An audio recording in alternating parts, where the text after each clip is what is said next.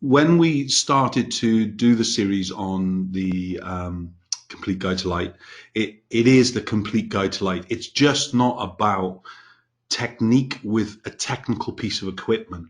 Yeah. Using the natural light in the environment to its maximum is the most powerful thing that you can probably do as a photographer.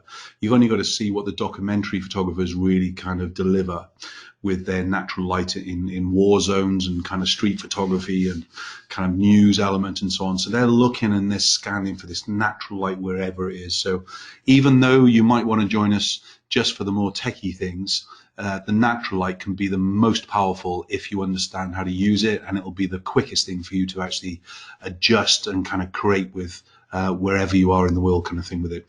So we've covered kind of some of the basics before now, and we've got another kind of part on the natural light, which is next week, I believe. And then we actually start to actually look at the complete guide to light for certain topics as we're going through it and things really. So remember, you know, this is a fluid series. We've kind of got ideas what it's running up until around about end of May, beginning of June. But let us know what ideas that you have that you want us to cover actually going throughout. Does that help, Jay? Absolutely, mate. Absolutely brilliant. I have to say, before we get into it, which I thought was brilliant, Howard, wishing us a happy birthday. Thank you. He might want to get his monitor calibrated because he's saying there's not a grey hair in sight.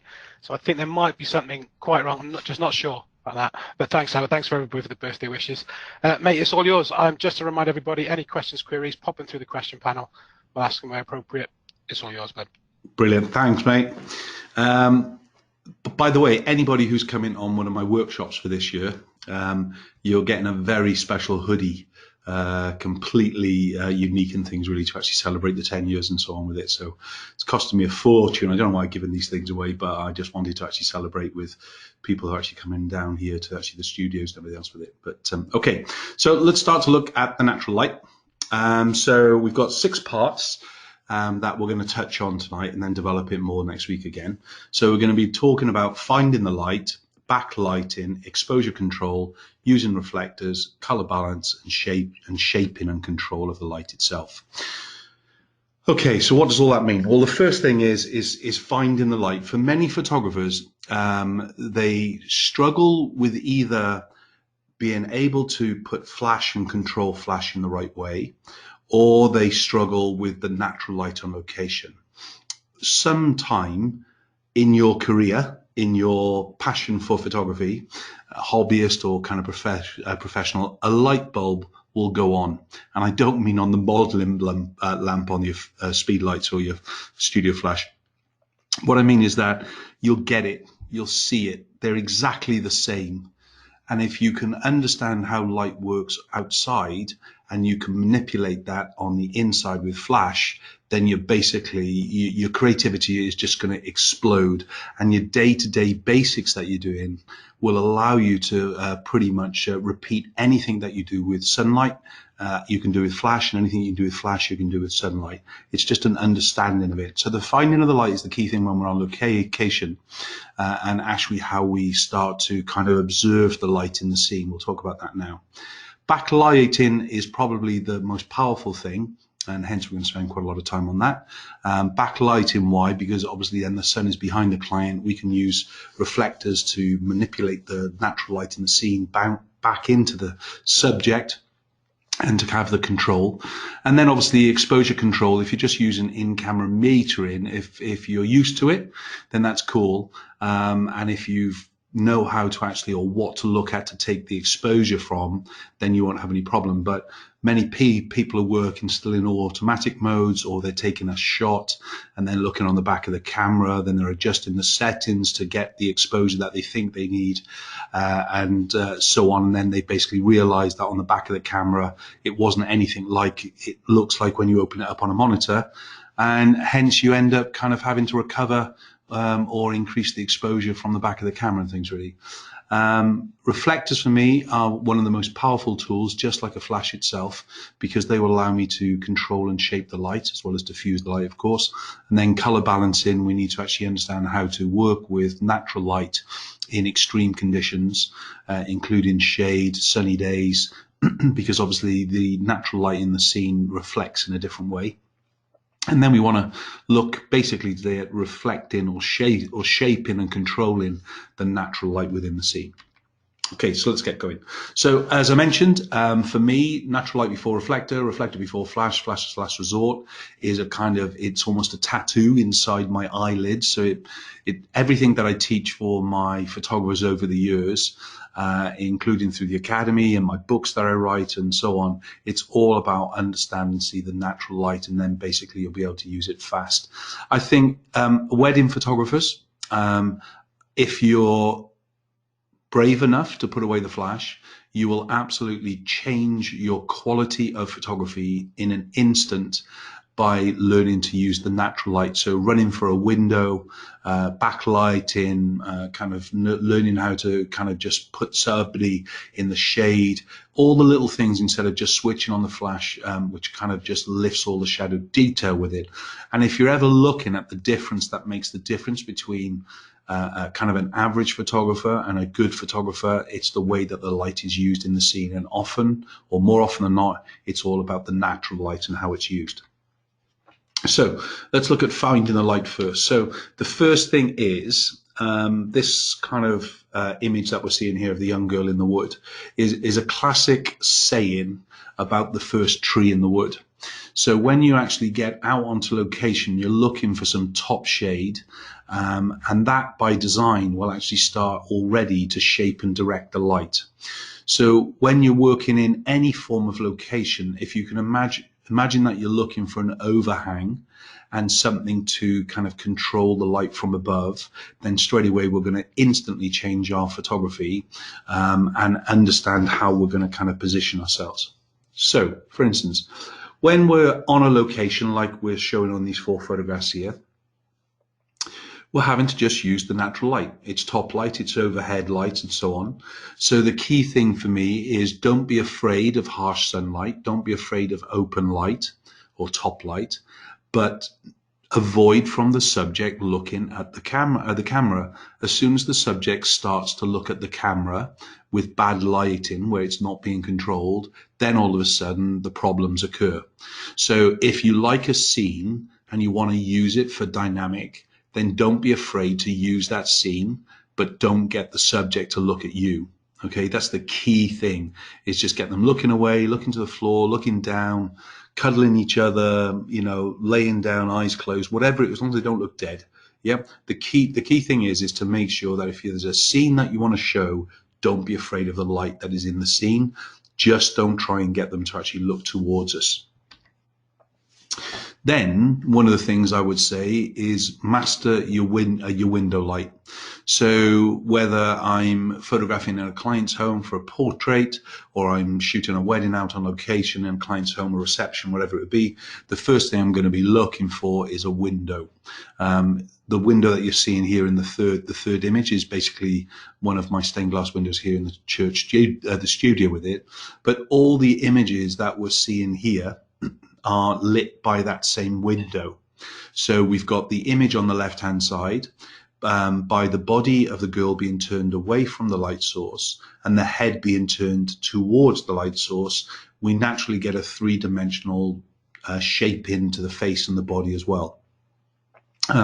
Because my camera position is in the line of the window itself, so in other words, I'm leaning against the wall that the window is on, it means that even if she looks at me, I'm going to have a controlled shadow on the side, and I won't need a reflector because there's enough light going to be able to wrap around in the size of window that I have.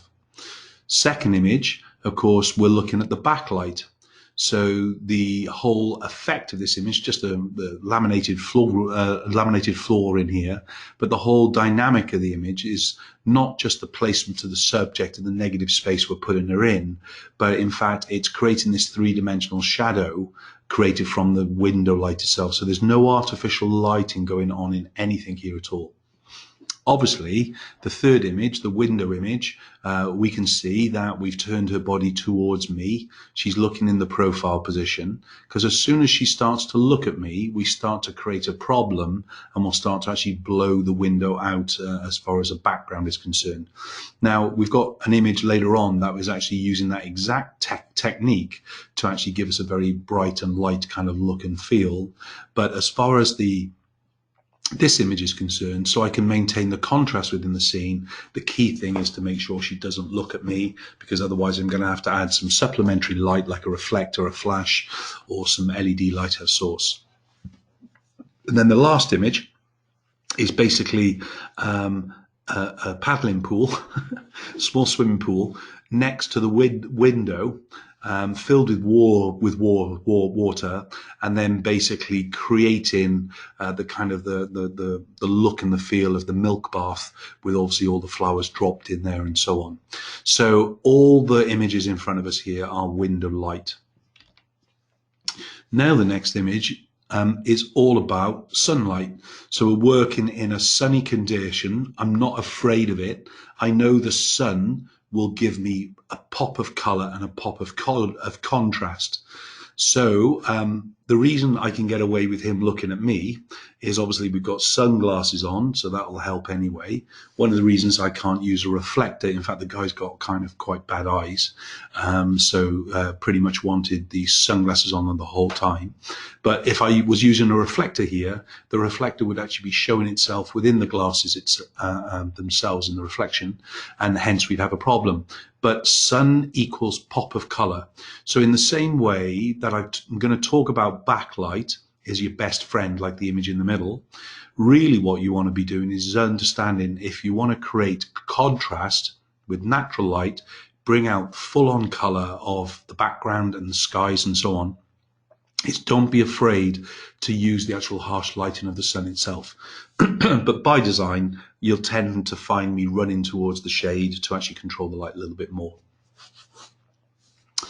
So these next images, in fact, they're kind of showing us the problem possibly where you are all the time. Do you know what I mean? So as a wedding photographer, you're stuck for where you can go and control it and everything else with it. But I've got 8 images to demonstrate, even though that these are workshop images, they do demonstrate the kind of what we can kind of get away with, and how we actually can still create quite dynamic photographs and not worry about the lighting condition.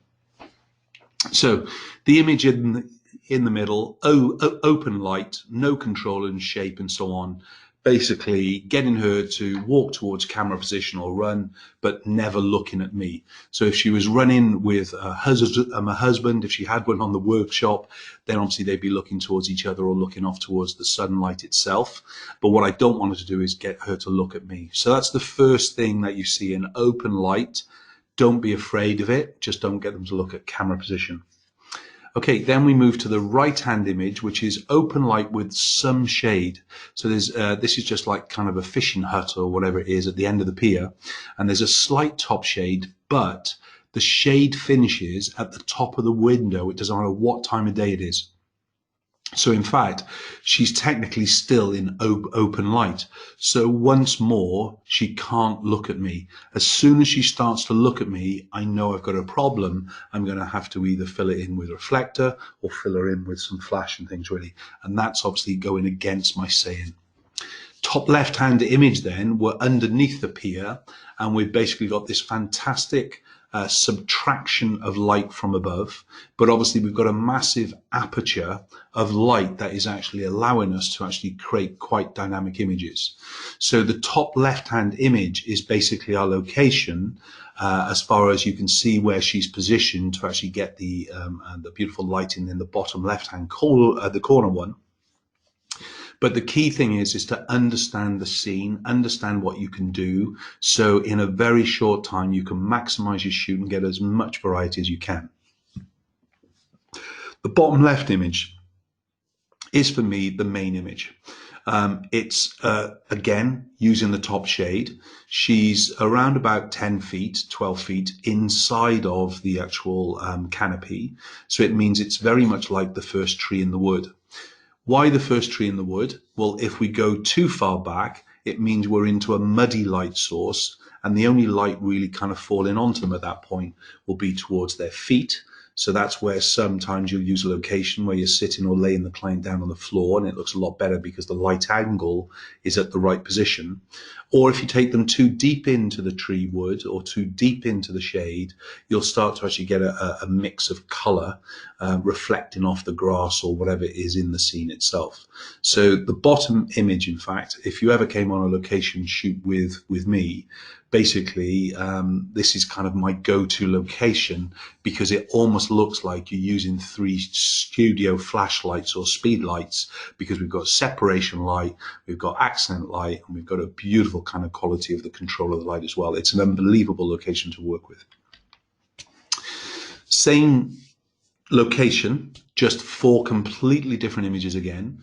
So in the top left hand side, she's walking out into the main light source. Her back is against the light. The exposure is for her back. We've obviously allowed it to bleach just a little bit more to get this lovely airiness to the image. But theoretically, now we've got a higher key image compared to the lower key images that we were seeing before.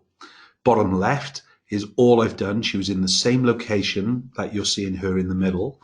And all I've done is actually move to her 3 o'clock. Okay, so remember the camera is always at the 6 o'clock. So if we're looking at the middle image, I'm looking straight towards her.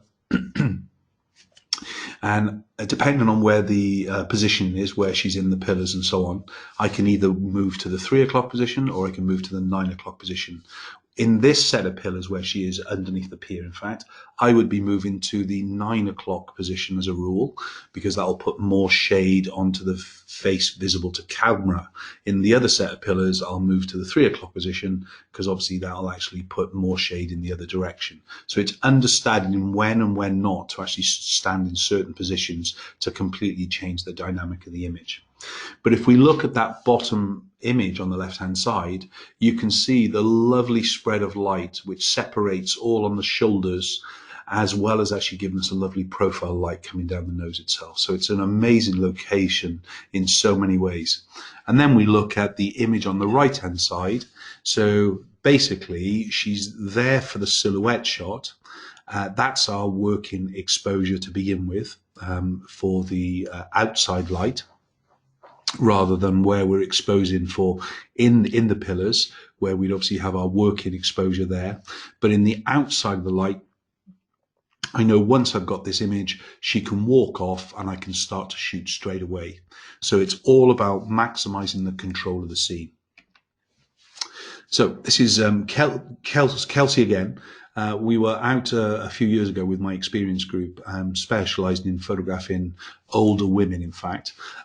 Kelsey's our kind of go-to model that we bring in. She's kind of mid-20s, but in addition to her, we would have also had multi-age clients actually with us on the workshop as well, in fact.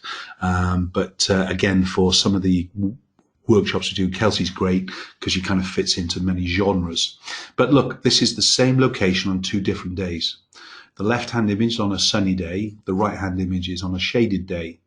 But as you can see here, on the shaded day, with the image on the right-hand side, I'm photographing in a different direction than on a sunny day. And the reason being is so I can totally control the light and the contrast on the subject. If I shot in the same direction as I have on the left-hand image, and I did it, as I said, on the shady day, there wouldn't be enough natural contrast of the light within the scene to get a good solid black and white within an image without any manipulation. So it's understanding the quality of the light. And that's often when you're on a workshop with me, we do talk about black and white, and I often kind of swap from color to black and white to kind of show you the lighting quality and the contrast quality, because that's really where you learn about the contrast within a scene.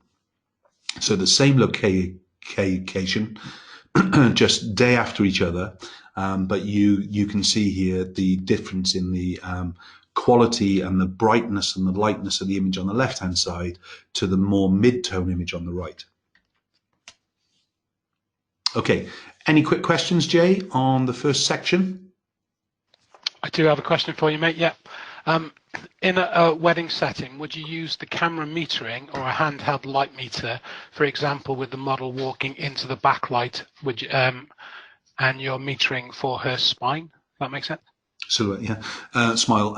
So there's technically only ever 3 exposures in any one location. You're going to have one of it in open light, one of it against the light, and one of it when you've got a problem light. So, for instance, if you imagine she stood at a door and you're outside photographing towards the hotel and she's looking at you, basically you've got one exposure because her face is looking towards the light source. Yes? If I now run straight inside the reception, keep her in the same place, but I now turn her to the profile position or get her to look like she's walking out of the door, the same exposure that I had for the outside image is exactly the same. So I can run straight in and get the same photograph, and I'm going to end up with a silhouette of her, of course. If she's walking into the light, inside, in other words, so out of the light and into the shade, on my way past her, I will take a reading from the face, okay, towards where I'm going to be stood, or towards the light source if there's a window towards the left or a window towards the right. And that is my second exposure. So as soon as I've done my silhouette shot, I can then actually jump straight to the light image where they're walking in towards the scene and things really. And then obviously a problem would be where, let's say, there was a sun shaft coming through the window on the left or the right, and that would be the third exposure we might have to take on the way through. It's quicker with a meter, I absolutely promise you. So all I would think about, let's say I'm a thousandth at f4 outside, and then so I shoot that first where she's looking at me. Then I walk inside. I shoot exactly the same exposure with her back to me or silhouette to me. I've got that shot. On the way through, measuring the light, let's say it drops down to a 30th at f4. I can't hold her a 30th anymore. So I basically need to know that I'm going to whack the ISO up by another 2 stops. So in other words, go from 100 ISO to 400 ISO, so I can shoot at least at 125th. Obviously, my brain, 35 years of exposure, isn't it? So it's kind of a matrix. So you're almost in slow motion, but you're working so fast here, you're not thinking like when you're just getting going with your career as such, really. So when she walks in, it's going to be a different exposure compared to outside. You'll probably, with a in-camera metering, you'll be making some mistakes. And that's where you can discipline yourself with a meter. It'll change your life forever and you'll never go backwards. Okay, Jay? Brilliant. Yeah, great. That's the only question I got for you in a minute. Okay. So backlighting. Yep. That's me, my wife, and my grandson. And on the right-hand side is my goddaughter. I've got 4 of the grandsons now, but that's the first one. Backlight. It's the simplest, easiest way to make lighting on location work for you instead of against you. Why? Okay, the image on the left-hand side is just taken with my little Fuji that I've just kind of given to my son, who's Harry's dad, as it were, and kind of just set it up and kind of shot it straight away. There's no reflector or anything else. We're under the shade of the trees. We're near the edge of the tree, i.e. the first tree in the wood, and we've got a natural light. Look at that fantastic light on there. The only thing really wrong with this image at this point is there's a little bit of sunlight just spilling onto my wife's nose. That's it. And if she leant forward a little bit more, obviously this is where we would see it and we would ask them to do it. My son's not a photographer, takes a good picture, but he's not a photographer. They're both chefs. But just they would see the sun on the face and just ask mum to lean in a little bit more, or ask dad, because he's a fat kid, look at him, to step back a little bit. And I would have shaded her from my height and build as well with it. But the image on the left-hand side, no flash, no reflector, right on the edge of the first tree of the wood, as we say. You can't really beat that. All the lovely colours and everything else with it and things really. So if you're ever in doubt about what natural light can do, if you can master or start to use the first tree in the wood, you will absolutely completely change your photography forever, especially your people photography and animal photography and so on. Image on the right hand side here, exactly the same, but on a softer day with less sunlight. But what we're doing here is just adding a little bit of a reflector back in. So often photographers use a reflector in a kind of a low position. So the sun is high, the sun is coming down, you have a reflector near the floor and you bounce it back up again. But if you think about it, if you did that with flash, you know that it would give you horror lighting. So we know that we put flash at that 45 degrees, so to give us our 2 o'clock catch light in the eye, or a 10 o'clock catch light, depends on which side it is. So why are you not putting the reflector there? So you just hold the tri grip at a position that would actually put the catch light in the position where we want it to be, and then instantly your reflector photography will completely change itself as well. But those two images, if you don't believe the power of the the backlight, I hope they demonstrate those to you. Snapshot on the left, snapshot-ish on the right-hand side, but all with a kind of minimal control. So then we look at Princess Anna here, these images, and basically all backlit in some way. So even the middle image that has contrast, the lighting is actually coming in from high and behind, but we're just turning her face into the light source to actually take some of the contrast. So a slightly different position. She's basically moved around about 3 or 4 feet in each of these images, and it's completely changed the actual look and the feel straight away with it.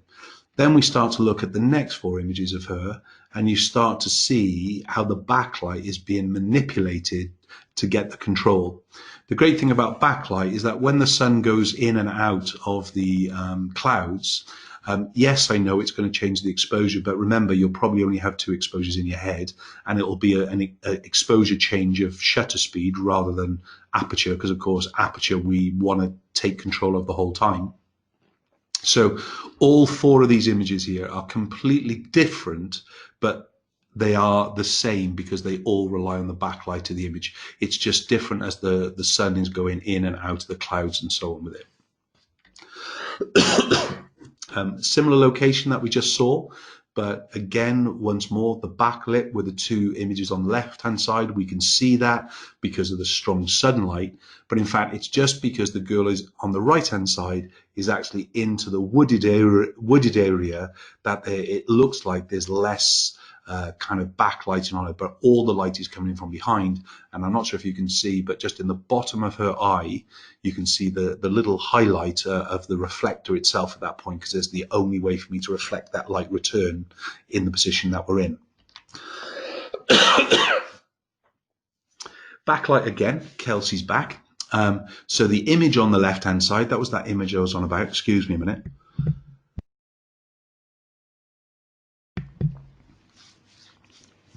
So the image on the left-hand side, we've purposely now are exposing it to kind of bleach out or start to actually lose some of the detail in the highlight to give us a light and bright kind of image. You're not seeing the whole image here, by the way, you're just seeing a crop version to fit into the slide. Whereas the image in the middle is a very sunny day, but you would think that we're using a reflector, but we're not. We're only using a diffuser. So by using the backlight, but because it's so severe, it would have burnt out the edges of her skin because she's so pale skinned. I'm using a deflector, so a diffuser above her to subtract the light in. So naturally, if you imagine that there's a reflector or a shield above her, basically I'm controlling and then creating a new direction to the light source in the natural, and she's just sat on some steps there and things really. Then the next image on the left-hand side, we've got extreme sunlight coming in, which means we're going to pop some light coming back, whether it's going to be a bit of flash or whether it's going to be a reflector. That's your control and things. But what you need to do is actually not be afraid of using any of it. And in the same way, backlighting can, by its own design, create some great images. I mean, the top right-hand image, it actually looks like it's coastal, but in fact, beyond them is grass. It's just a field. And they're right on the edge of the first tree in the wood as it is. You can see the shadow on the floor, but the exposure is allowing the extreme sunlight that we've got there and the height difference that I have. It's creating a kind of an increase in exposure to give us this lovely silhouette effect. Same with the image on the left-hand side, the bride and groom kind of just walking along the wall. Again, great silhouette thing. So down the bottom image using the pier again and things. So don't be afraid looking at the backlight in the same way as possibly a background. Any questions on that, Jay? I have a question. I think it's something that you mentioned, but I missed it. Did you mention about when there was a time when the model can look at the camera? Was that early on in this bit? The only time the model could look at the camera is basically when we've done something with the light to allow the contrast or the lighting on the face to be better. So in other words, when it's a very, very sunny location, the last thing you want them to do is actually look at you, especially if the sun is behind you, because they're going to squint anyway. So we may as well have the fuller length images with more dynamic impose and kind of negative space around the whole image.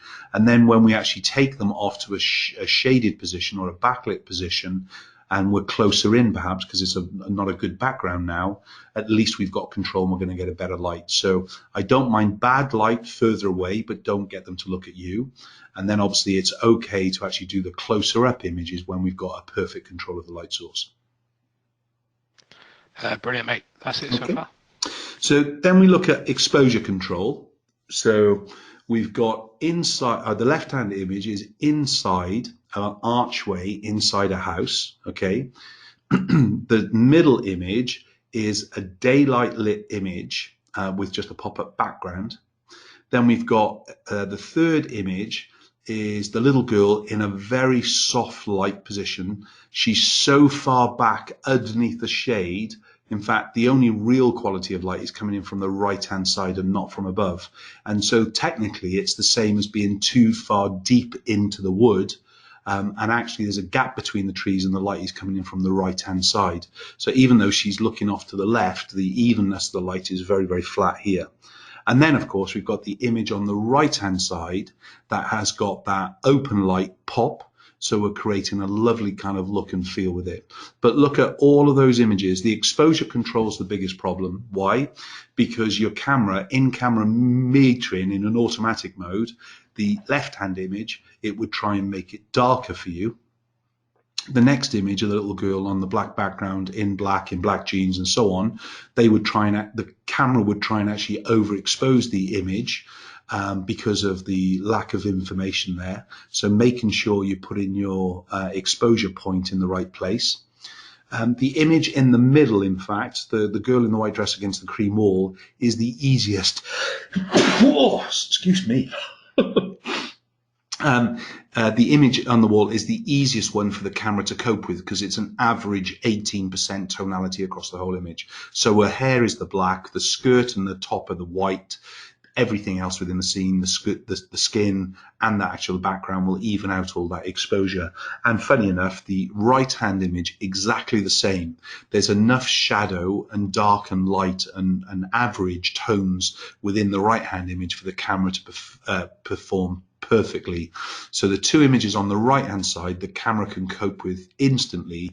The two images on the left hand side needs either more photographer skill with camera metering or obviously using a meter itself with it.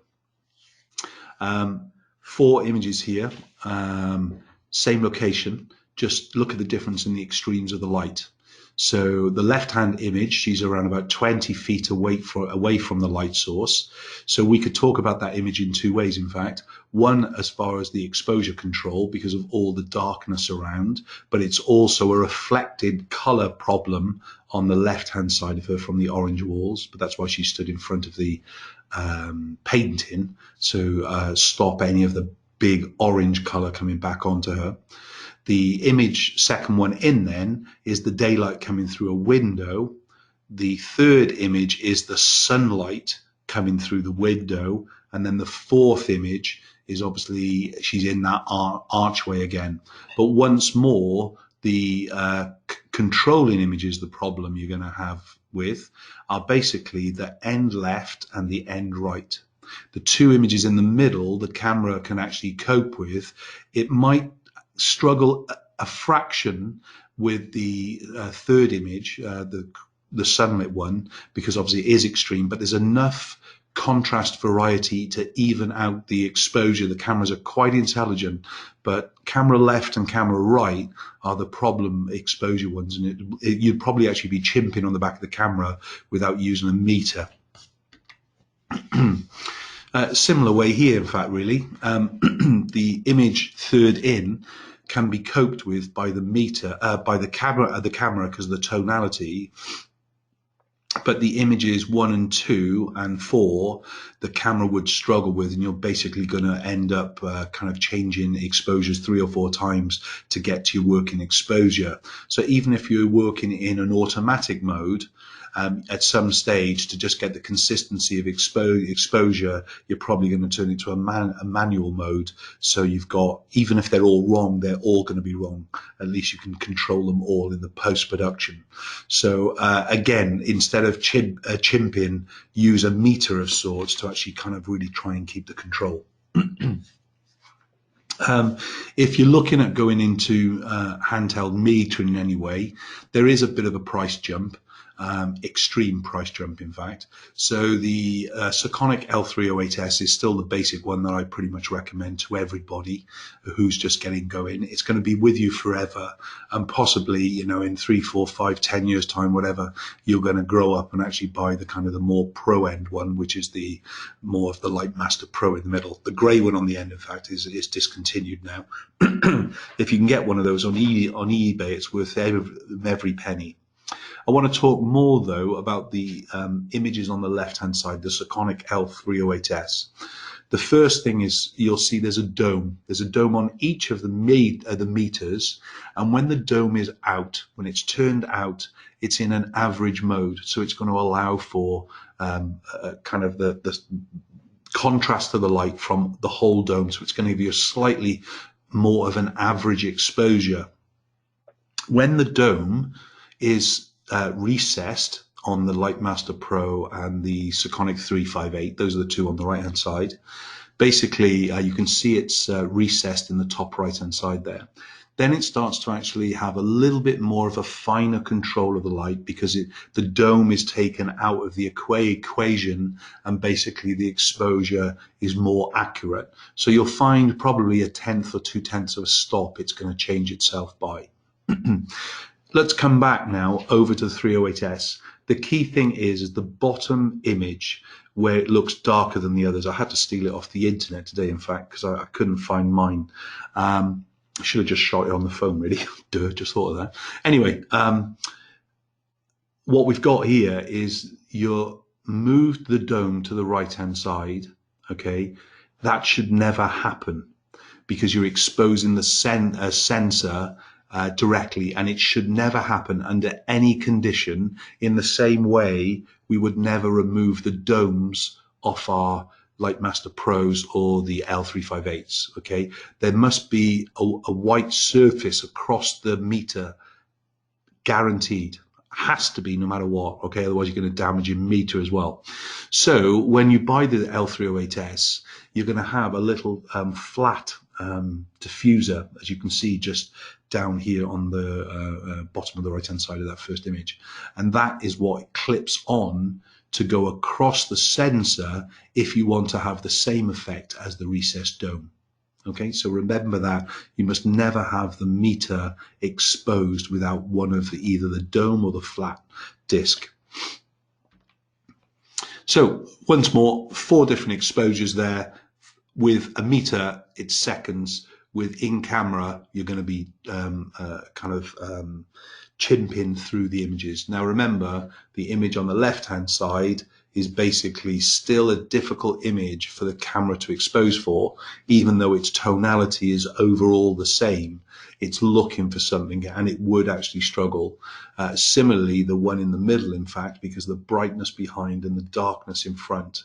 Again, obviously a skilled operator with their in-camera metering can get the correct exposure, but the key word is skilled, where you're used to it and you know what to do straight away. Otherwise, you're going to just waste a whole load of exposures. I never want to hear the term, I'll fix it in Photoshop. And then the image on the right-hand side is guaranteed to give you a problem because obviously the extreme light. So in other words, from where I am with the 70-200 lens, all I do is put the meter on my face if my face is in the sunlight, and I take the same exposure, and it's going to be the same. Any questions, Jay? We have, mate. I should have jumped in just now, actually, when you were talking about the light meters. The one that you were saying to see if they could find on eBay. I can't remember what the code was. Is it the L358. It's the Sekonic Flashmaster L358. Brilliant, thanks, mate. I could you'd probably pick it up for a couple of hundred quid. It doesn't have the technology in it that the new Lightmaster Pros have, because within the Lightmaster Pros, you've got digital, different kind of functionality. But honestly, the Sekonic L358, I pretty much use I don't know, 15 years, whatever. I only upgraded to the Lightmaster Pros when Elinchrom put the module into it, so I could actually fire and control the Elinchrom lights with it. This came in just before you started talking about the light meters, so I think you've kind of answered it. But it was, would you ever use spot metering on camera? Yeah, if that's the only thing I've got, yes, not a problem at all. You know, when I'm out with my little Fuji, I don't take a light meter around with me then, because I'm a snapper. But when I'm working in a professional way, a controlled way, remember, I'm a film photographer, and I just don't mean a film, i.e. negative film. I was a transparency photographer, commercials, and the consistency of exposure is the most important part. And it's almost sacrilegious to have an image that is under or overexposed, because in the good old days, we would have lost that image. And you would think, well, what's the big deal, Mark? You can correct and pull back exposure problems, whatever. If you underexpose an image and you make it brighter, you're opening up noise within the image, and you're not going to have the quality that it was designed for. If you've overexposed the image and you're trying to pull the detail back, the problem with that, you'll never really pull it back enough. So they used to quote, 2.5 stops. It's absolutely rubbish. Once the highlight is burned out on a face, which can be as close to 3/4 of a stop, in fact, it's basically gone. It cannot be recovered. The last question. Oh, it was the last question I had for you in a minute, but I've got another one. Using a diffuser to soften harsh sunlight, how do you avoid having shadows from the edge of the diffuser? Have a bigger diffuser. I'm sorry, but that's it. That's why I bought a big diffuser. There's no other way. Take it up higher, that makes it bigger. Yeah, that's why they developed the pole. Honestly, it's. I know I joke about it, but it's so true. You just got to make it bigger, and you either buy a bigger one because you're working within your hand, or you're sticking it on a pole so it can go higher in the air, so it creates a bigger shape. I shouldn't joke about it, but it's so true. No, I think there's probably plenty of film content going back a while where we've been sort of hanging on to these giant diffusers in the wind and everything. So we have got some rather large ones. But Chris said, fair comment, nice one. I've had assistants windsurfing down the road on windy days on weddings, you know. But that's what they're paid for. And I guess you've already answered this again, but it's just come in. Would it make sense then to get a light meter for children photography? Yeah, without a doubt. I know it's a bit of kit, but you know what? It's something you're really not going to upgrade much. Even if you learn to use your L308S. Look, I'm not going to make any money by selling you Sekonic meters. Okay, so I wouldn't be advising you to buy it if I didn't wholeheartedly believe in it. It's a bit like a Wacom tablet. Yeah. When you first buy it, idiots like me are saying, if you get Wacom tablet, it'll make it so easy and blah, blah, blah. And then after about 2 or 3 days, you go, flipping heck, that Cleghorn bloke, I hate this thing. I'm going to put it aside, never use it. It takes about a week. It takes about a week to master a Wacom. You never go back again for all the fine retouching and so on. But in the same way, metering just takes a little bit of getting used to actually, and it slows you down as well a little bit, you know. But once you learn the technique of how and when in your shoot flow to take the exposure, it will make you a far more creative and a far more controlled photographer as well, I promise you. So as I said, if you are looking long term and you are a pro and you've got the budget, I would definitely invest into the Lightmaster Pro. However, if you haven't settled on your lighting manufacturer yet for your studio flash and so on, I would hang off, because really you don't want to actually spend all the big money if you're going to move from one lighting equipment to another and miss out on all the technology that you can buy within the meter itself and things really. And I think eBay and the likes of is a good place to actually pick up the meters, because some people buy them, they try them, they don't get used to them, they kind of sell them off and things really. So it's kind of, if you've got a tight budget, go on eBay, but otherwise get in touch with Simon at the Flash Centre or Brian, or wait to the photography show, and I'm sure there'll be some good deals there. Brilliant, mate. I had a question just come in for you. When you're metering, where and how far away do you stand from the subject? Where possible, you want to meter on the subject themselves. Okay. Obviously, we've got it on the Academy, but if you're not an Academy member today and you want to see what a meter does, just go off and search on either Mark Cleghorn Sekonic meters or Photographer Academy Sekonic metering. Steve and I made a really quick film on it a couple of years back, and it's been watched like 500,000 times, whatever it is. And it really does kind of just strip all the kind of the headaches out of it and things really. Bro, mate, that's all the questions for now, pal. All right. I am going to run out of time, Jay, so we might not be able to complete tonight. I do apologize. We might have to add it into part 2. So using reflectors. So we've touched on reflectors now already. So basically, not all of these images have reflectors in them. So the image on the left-hand side does not have a reflector. The second image in from the left-hand side does have a reflector. It's a white reflector because it's a sunny day, so we use a white reflector. In this case, it's being reflected from below. That's why we've got the catch light and almost this horror lighting coming up, because we couldn't use it from the side position where we'd really want to do it, because I'm working alone at that point.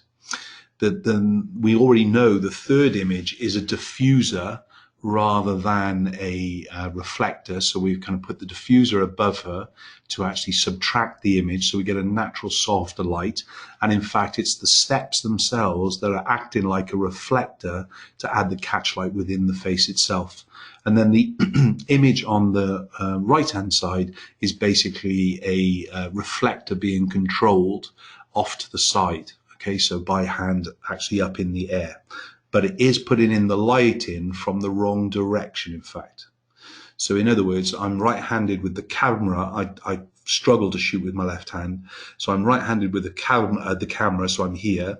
So I can't put the reflector, if you're looking on webcam now, I can't put the reflector where I want it to be. So it needs to be by the 4 o'clock position, but I can't, because physically it's impossible for me to work in that way in this situation. And if I don't have an assistant out with me, I can't put them there. So in this case, I have to actually put the a reflector to the 8 o'clock position. So it does get the light to come from the opposite direction. It looks a little bit weird. That's why that image on the right-hand side, it looks nice, but there's something not quite believable about the lighting when you look at it compared to the image on the left-hand side. And it's just because I've put in the light coming in from the opposite. So as far as the what type of reflector, I'd always recommend the tri-grip, Buy it once, lasts forever. Remember the steel in the Lastalite, the tri-grips reflectors. It has a guarantee. The cheap Chinese ones and everything else with it, they basically don't have a warranty and they often snap and corrode and so on. And so buy it once, buy it forever, as it were. So the ones I use are specific. So I have diffusers and I have reflectors, but you can buy a multi kind of all-in-one.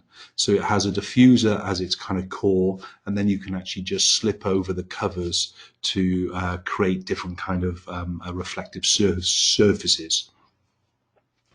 There's time when you're going to want to use a diffuser and a reflector, like in this image. So these images are exactly the same, okay? It's only a slight treatment in post-production, but this image is without a diffuser from above. It's just the reflector. Whereas this image on the left-hand side, much softer, no post-production really, no softening in post-production, I should say, just the softness of the light.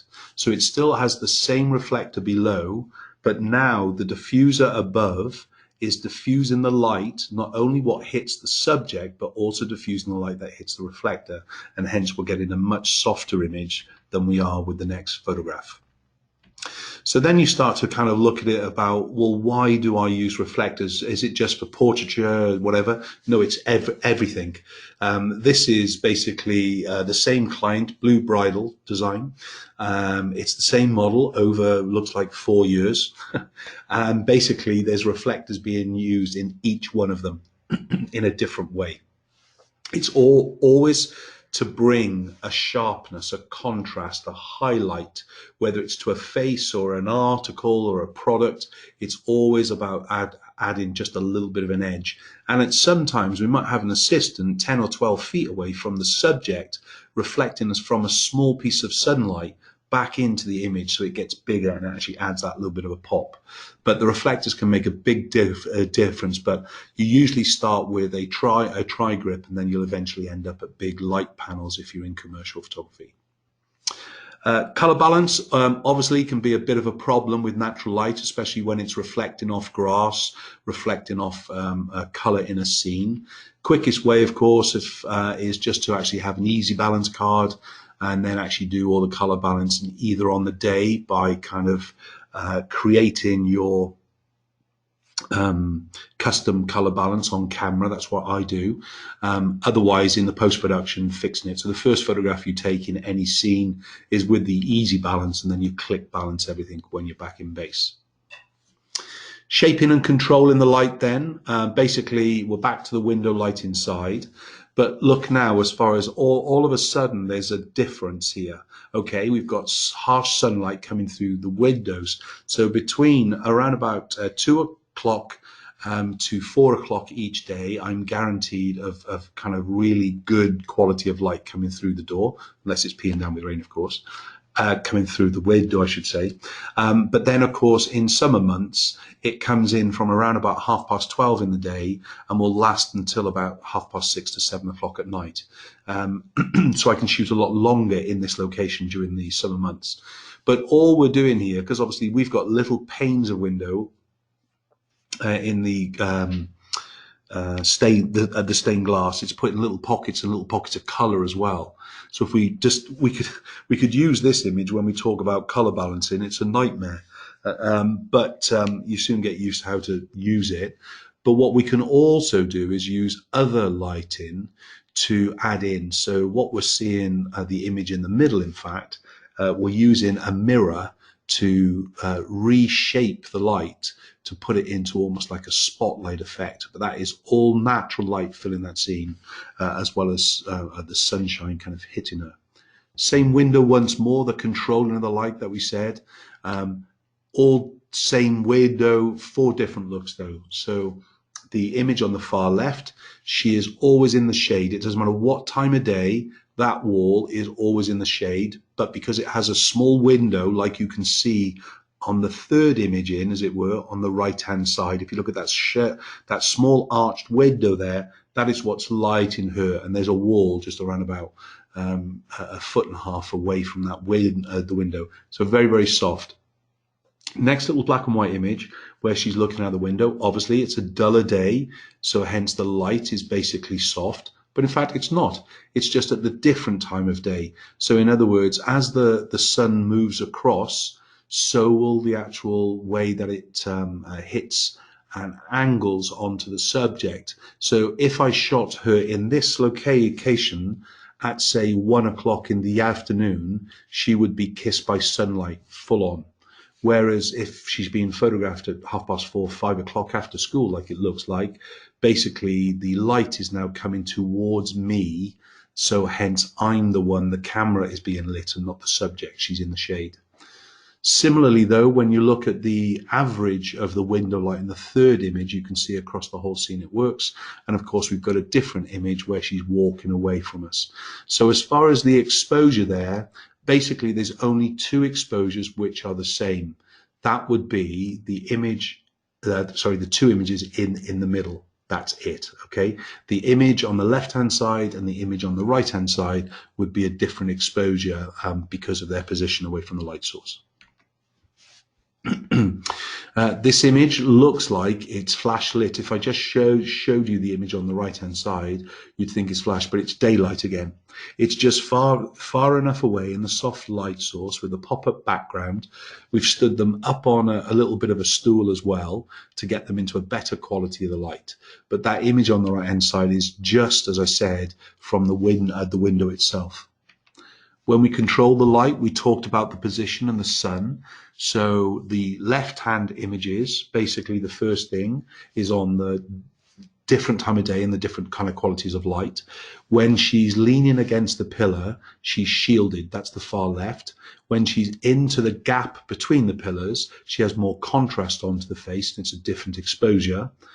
Same with the image in the middle on the right, as it were. She's in the middle of the pillars on a sunny day, and hence the exposure is from her nose towards the light source, as is all of these images from the nose towards the light source. But of course, as soon as she starts to step out into the big open light, you start to actually lose all the quality. So I think the two right-hand images are the ones to learn from. The right-hand image is probably what you would do by default when you have limited skills and limited experience, I should say, with using the natural light.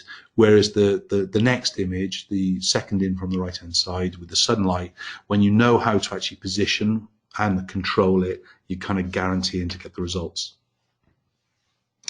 Then, of course, here we're back with the window light again. And now we're using a small little mirror. It's probably only about 6 inches by 4 inches in size. And just by using that to manipulate the sunlight coming through, all of a sudden it starts to look like we're using a Hollywood style of lighting. And that's why I said to you right at the beginning of the day, if you learn to understand how to use and manipulate the natural light in exactly the same way as you've learned to actually manipulate and shape the flashlight, you'll really actually change your photography. Okay, Jay, any questions there? Sorry, I overrun, mate. It's okay. We've answered quite a lot of the questions as you've gone along. Martin's just shared with us that Manfrotto are actually doing a discount on Conic light meters at the moment. Bonus. So on the Manfrotto UK website, you get 10% off their light meter range and a 20% off. I'm not sure. I don't think it's the one you talked about. The L308X. Did we mention that one? Yep. Yep. So there's 10% off all of the range and then 20% off that one. So manfrotto.co.uk. So just go and worth that check out. No, mate, you've answered all the questions as we went. So we're all good. That's it. So next week, guys, or whenever we're doing next, we're going to look at natural light part 2. And it's going to be next Thursday. It's Thursday week.